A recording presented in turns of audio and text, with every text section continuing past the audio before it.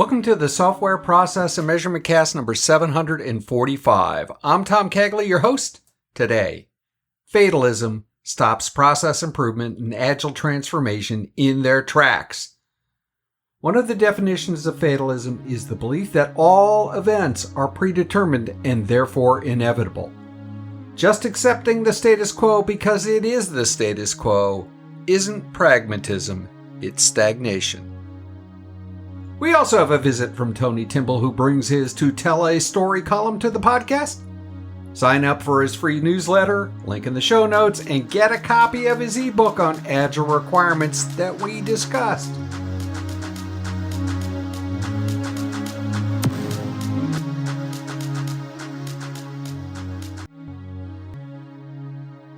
A few weeks ago, a colleague and I were discussing why a team never had anything to show during the demo portion of their sprint review.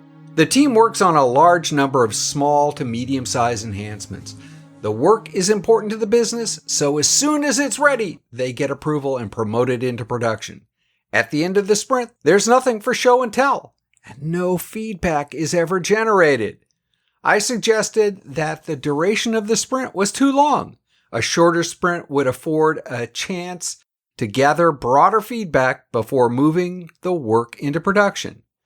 The discussion went something like this.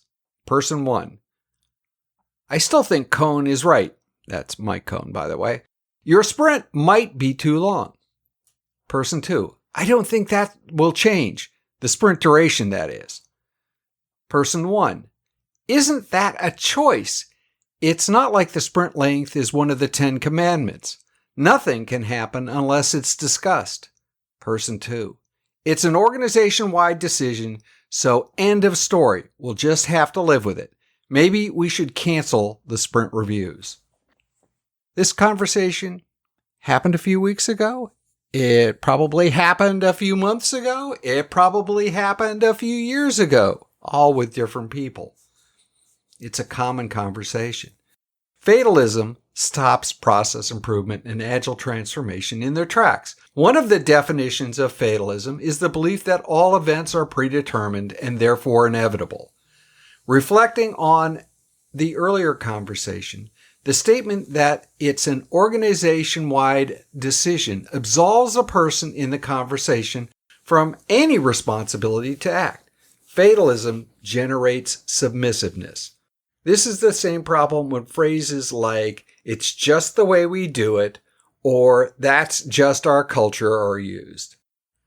I'm struck by the parallel between fatalism and behaviors and the fixed mindset described in Carol Dweck's classic book, Mindsets. By the way, that was one of the earlier rereads, link in the show notes to the earlier rereads of Carol Dweck's Mindset. People with a growth mindset believe that their capabilities and attributes are what they are right now and can change and grow through application and experience. While the path to an end might not be obvious, someone with a growth mindset takes a step, tries an experiment, and learns what generates progress. People with a fixed mindset believe that their qualities and attributes are carved in stone. For people with a fixed mindset, anything such as a challenge that can cause them to fail, will challenge their perception of their capabilities and value. They will resist anything that reduces their perception of their capabilities. Change agents with a fatalistic or fixed mindset must change their beliefs or behavior. That's a strong statement, but it's true. You cannot do your job in this position. Personally, I have occasionally struggled with a feeling that the outcome of a piece of work was inevitable. I think everyone occasionally finds themselves in that spot. A mindset is not permanent, but rather nurtured and maintained. It is hard work. If you're not willing to spend the time and effort, you're in the wrong business. The same admonition applies to all leaders of all stripes. A belief that all events are predetermined and therefore inevitable might absolve you of any responsibility to act, but it also absolves you from the right to lead those who want or need change. You owe it to yourself and those you lead to change your mindset. How the transition can be made varies depending on context. In the next installment of this series, we'll look at a few approaches to tackling the problem. In the interim, I'd like to suggest an experiment. Over the next 2 weeks, which is when we'll get to the next installment, during your daily retrospective, you are doing a daily retrospective, aren't you? Record and capture your reaction when presented with a change in how your team or you should work. Is your reaction that won't or can't work? Or is your reaction, how can I make this idea work?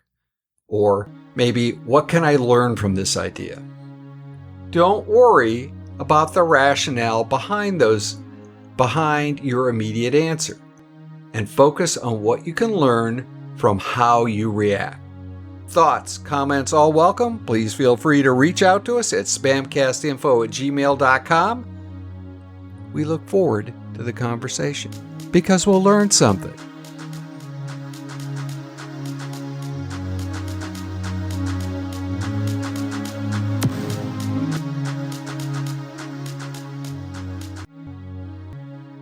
Tony Timble, welcome back to the Software Process and Measurement Cast. Hey, Tom, great to be back. Love to be on this podcast and to have a dialogue and a conversation. It's really great. Yeah, the dialogues are the fun part, right? The edit, there is no editing with you. This is almost a first take, Tony. It's me that needs to be edited. Tony, today on your To Tell a Story column, I got a question from a person recently. Actually, it was in a training class, and they and this is sort of a statement, sort of a question. I read it as a question just because I am a very optimistic human being. So, dear SPaMCAST, I'm writing user stories, but I've been told not to talk to any users and just make up the user stories. Does that work? Wow.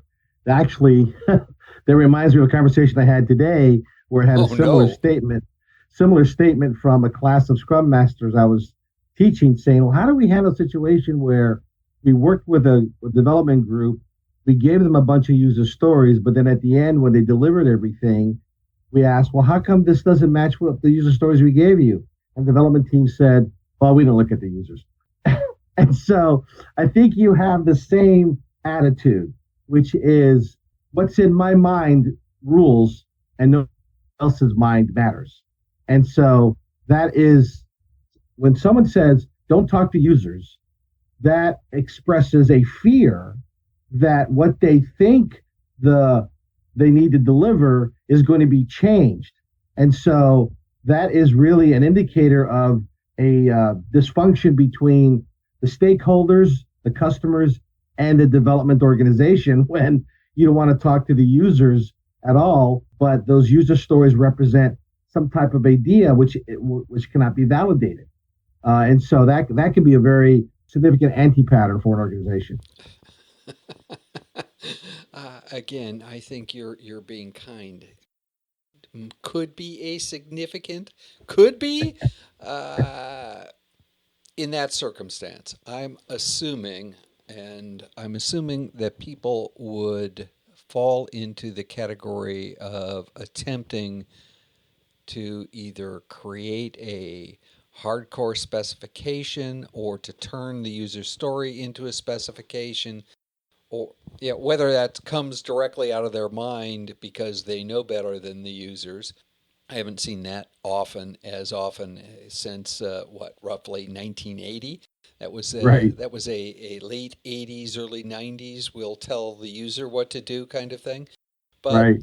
I mean, is that the knee-jerk reaction? If you're not going to talk to the user, don't you have to have something like a tech spec or something like that to build from? You have to, and you need to, but sometimes development organizations, if they're working with business partners that are passive and not as strong in the partner role versus the supplier throw it over the wall role, then what happens is the IT folks and development teams tend to think that they really know it all, right? That they're the smartest people in the room when it comes to this application. So it becomes what I call an application cognitive bias. In other words, I know the application, I know how it's used and all the use patterns. So therefore, we can extend it based on our knowledge base. And there's a fear that if you talk to other people, other use patterns will arise that will either surprise them or make them feel a little bit diminished that, oh, gee, I didn't think of that particular use pattern. And so there's a little bit of that fear. And so, one of the Scrum values out there, is courage. And so you have to have courage in development to be honest, to be transparent, to say, you know what, I never saw how you could use it that way. I've had to come across some of that as we've expanded some of our transformation range within our organization, and people are now using our Agile project management tool in different ways. And now they're asking for custom fields, they're asking for different use patterns. And it's like, well, I've got a purist approach, but maybe they're onto something and they can use something. So why not? Why not change the particular attribute assignment or add another set of values? I never thought of that. They're using it. So it's a good thing, but it can take a little bit of courage to be able to be open to that kind of change. How do you break through this? I mean, if we're going to have user stories, I think you have to have users involved. You have to involve users. And You can't really wait. Well, you can't wait until the end when you're trying to show it to them in the sprint demo, the demo portion of the sprint review, or if you're doing Scrum, or at the end when you stick it in production and say, hey, it's there, go look at it. How do you break through that sort of bias that says that you do need people to be involved? You do need other perspectives. So breaking through that is more of I don't want to use the word political more than a people dynamic conversation. People do what's in their best interest, right? So the person who said that is thinking that it's in their best interest to separate users from development, right? You got to break through that. You got to say, no, that's a faulty assumption. So let me share with you the potential costs that will occur if you stick with this particular pattern. And you don't necessarily use an anti-pattern. That'd be negative. But if you stick with this particular pattern of separating users from IT, well, that will simply increase your communication cost and your transcription errors. Because the more that you rely on purely written communication, purely assumptions, then the interpretation on both sides is going to diverge, and you're never going to converge into what both parties want. And so the cost of divergence is high, which will result in delays, cost overruns. So do you really want that? By isolating users, you're going to diverge from your intent, and it's going to cost you more money. And so I think making that both economic argument as well as a values argument could possibly break through that hesitancy for alignment and harmony. So you ran into this same scenario today, or a version of this scenario today. Did you break through with that sort of an argument, or is this something that takes either a long time or a change in people at the rock face? So actually that became a parking lot item, which I'm going to address in a few days, because it's an involved conversation. But I can summarize it here. Their question was, well, how do we get the IT team to look at the user stories? And so there's a lot to unpack there. But one is, in order to align business and IT, right, the user stories have to be the artifact of record of what has been done. So there has to be some alignment between the user stories and the code through the confirmation element of acceptance criteria. So what the user story intent is has to be confirmed by the code as it fulfills the criteria, the acceptance criteria. And so the question is, who's accepting the user stories? The product owners should be accepting the user stories, not the development team. So the first question would be, how did these user stories ever get accepted? And so then that will reveal a dysfunction of work process or Scrum process, where now they've got, IT accept this. So, you really can't do that, right? Because IT is not a mind reader. You have not read the mind of the original author of the user story to know whether that acceptance criteria was fulfilled. So what did you accept? You didn't accept anything that was really ordered. I'm interested to see how that evolves over time and whether or not that works. If it doesn't, what's your fallback? So the question that came up was how do we get a line? How do I escalate this issue? And what you don't want to do is you don't want to escalate. Yeah, escalate is a negative tactic. I mean, it's a tactic of last resort. What you want to do is you want to persuade, you want to get people to see that it's in their best interest to work in a different way. So the conversations are going to go to, other than what I just shared, to let's get all the parties in the room and sort of do a mini retro saying, listen, that statement of itself, explain to me. So as a coach, if you go into that situation, you want to be sort of a diplomat to be able to ask questions that are neutral, to let people express. And by the very statement of them saying things, often they'll realize how idiotic what they say, what they're doing and saying, which then gives you, if you're tactful and you're polite, an opportunity to then to get them, to move them to a better posture. So it takes a little bit of diplomatic skill to do that. So I would get them all in the room and start to have that conversation. But you have to have a good coach and facilitator, one that doesn't seek to blame. In other words, you would call it a blameless postmortem, right? So postmortems are a great technique. You pioneered that a lot in our earlier working together, and I love getting that postmortem idea of a pre-end of project postmortem as an idea of forecasting and fear. But if you do a real postmortem, you label it a blameless postmortem right off the bat. And so blameless postmortem then all of a sudden relaxes everybody, says, hey, we're going to look at the project, but we're not looking for blame anybody. And it becomes a crowdsourcing technique for truth. Fair. Tony, this has been absolutely fabulous. If people wanted to continue the conversation, how would they go about doing that? Just check in on tonytimble.com, and my contact information is there. I'm also on LinkedIn. I'd love to have a dialogue and to share and also learn from others. Before we break, you have some exciting news. You shared at least maybe some foreshadowing about what's going on with the book. You want to clue the listeners in a little bit? Yes. So the first, I'm producing the second edition. It's Incremental Readiness Requirements, Unleashing Business Agility. It's a second edition of the first book, which was around Agile Requirements Readiness. And so after reviewing and working on the second edition, I realized that the real benefit of incremental requirements is that you become more business agile, that you match requirements pipeline with its development pipeline. And so I think I further clarified and elaborated the connection between incremental requirements and incremental development. And so the second edition is going to be a print edition. I'll be able to order on Amazon.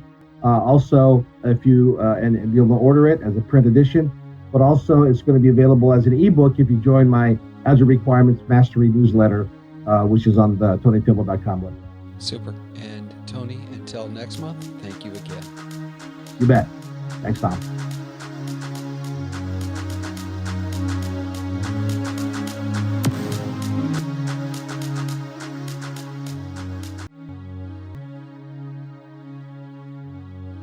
In Reread Saturday News, Chapter 18 of Extraordinary Badass Agile Coaching, the journey from beginner to mastery and beyond, is titled Dojo Practice for the Badass Agile Coach. The coaching dojo in Chapter 18 is a much smaller footprint than other dojos I participated in and is easily implementable. I ran 2 this week and have plans for several more. Buy our copy of Badass Agile Coaching, the journey from beginner to mastery and beyond, and upgrade your coaching skills. In the next Software Process and Measurement Cast, we'll feature a conversation with Jeff Bubolz and Chad Beier. We discuss the Manifesto for Organizational Agility, a new manifesto for the dynamic world we work in. If process improvement is a never-ending journey, why do so many people ask, are we there yet?